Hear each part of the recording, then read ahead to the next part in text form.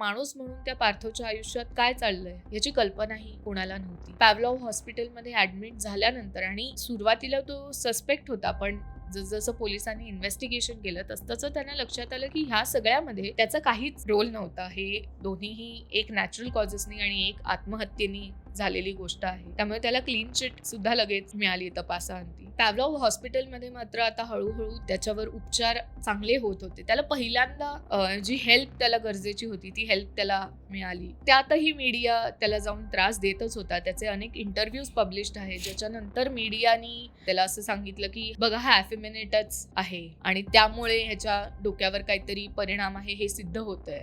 ह्या प्रकारची शेरेबाजी तिकडे केली. ह्याच्यातच नेक्रोफिलिया किंवा कॅनिबलिझमचे आरोप त्याच्यावर केले गेले आणि अशा पद्धतीने त्याचं खूपच खच्चीकरण केलं. पण अगेन थँक्स टू पॅव्लॉव हॉस्पिटल जे कलकत्त्यामध्ये आहे, त्यांच्या उपचारानंतर थोडीफार नॉर्मलसी त्याला पहिल्यांदा मिळाली. तिकडनं त्याला बाहेर डिस्चार्ज देण्यात आला. डिस्चार्ज देऊन त्यांनी पहिली जी गोष्ट केली ती म्हणजे ते घर विकलं. ज्या घरापासून ह्या सगळ्या भीषण गोष्टी सुरू झालेल्या, तो त्याचा वाईट भूतकाळ हा त्यांनी मागे सोडला. घर विकल्यातनं त्याला जे काही पैसे मिळाले त्याच्यातनं त्यांनी स्वतःसाठी एक छोटासा फ्लॅट विकत घेतला. उरलेले पैसे त्यांनी सगळे चॅरिटीला डोनेट केले. जे मेंटल हेल्थशी झुंजतायत त्याच्यासारखी जी लोक आहेत ज्यांना मदत मिळत नाहीये त्यांना मदत मिळावी ह्यासाठी त्यांनी ती चॅरिटी सुरू केली. त्या चॅरिटी बरोबर काम सुरू केलं. पण तो जरी ह्या गोष्टी मागे ठेवायचा प्रयत्न करत असेल तरी कुठचाच समाजातला घटक त्याला ह्या गोष्टी विसरू देत नव्हता.